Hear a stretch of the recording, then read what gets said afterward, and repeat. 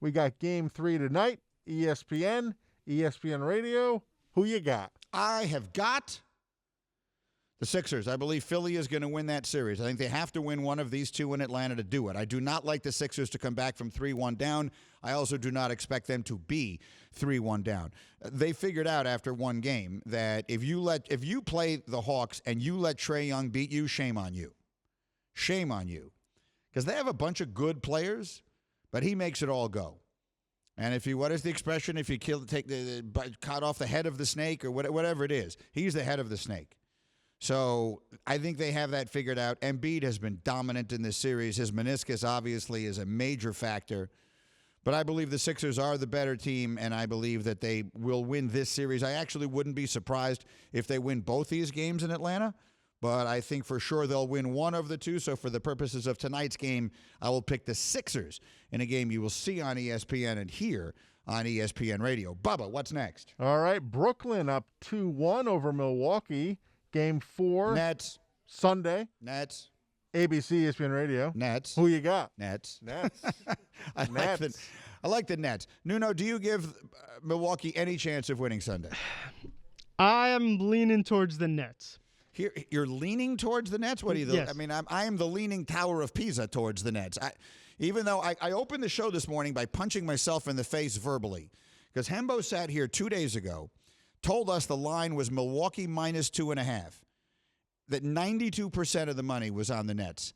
I should have bet a fortune on Milwaukee at that point because they just don't ever get that wrong. If 92% of the money is on something, it never wins. And sure enough, the line was Milwaukee minus 2.5, and they win the game by 3. It's incredible. I should have looked this up before, but can someone look that up for me? What is the number on the game Sunday? I don't even know. I don't have Hembo here with me. Usually Hembo's at a wedding, and he would have that information at his fingertips. But if someone could look that up, I'm just curious to know. I have to believe. Well, I don't have to believe anything. Who's the favorite in that game? We'll give you a minute.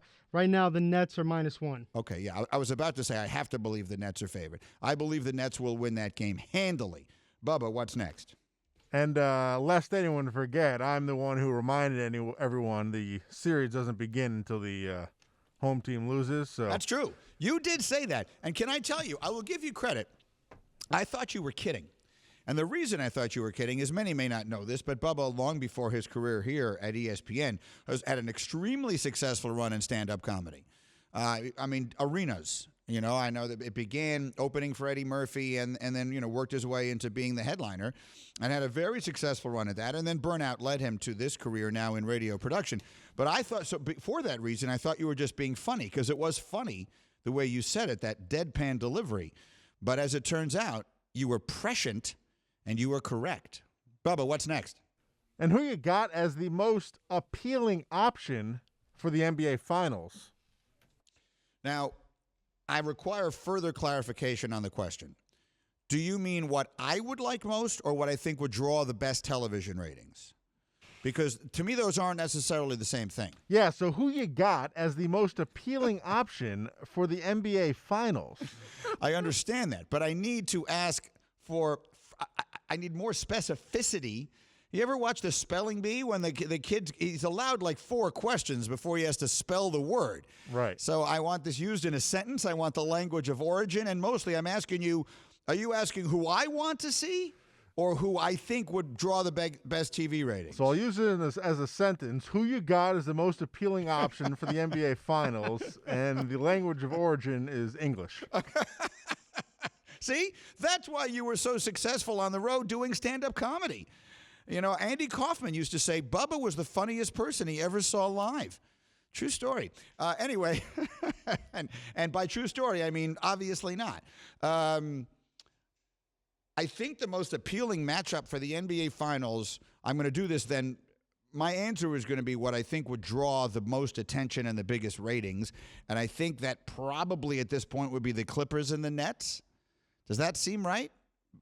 Nuno, is that right? Would that be right now? If you're the people that we work for and you're just silently rooting for what the best matchup is that the one? That would be probably the best matchup for ratings wise. Yes, I think so. But I don't think that's not the series I'd enjoy watching most. I love Utah. I'd love to see Utah in there. Donovan Mitchell, as Stephen A. told me, is an absolute superstar. And, I root against the Nets because I root against super teams. So if you're asking me, I'd like to see the Sixers. I'd be interested to see Embiid and Simmons in there. Who am I forgetting? Milwaukee. I just don't give them any chance. So I will say the most appealing matchup, to answer your question, Bubba, because I'm taking too much time on this one, I will say Clippers versus Nets would be the most appealing matchup for the NBA Finals. Thank you for watching ESPN on YouTube. For live streaming sports and premium content, subscribe to ESPN+.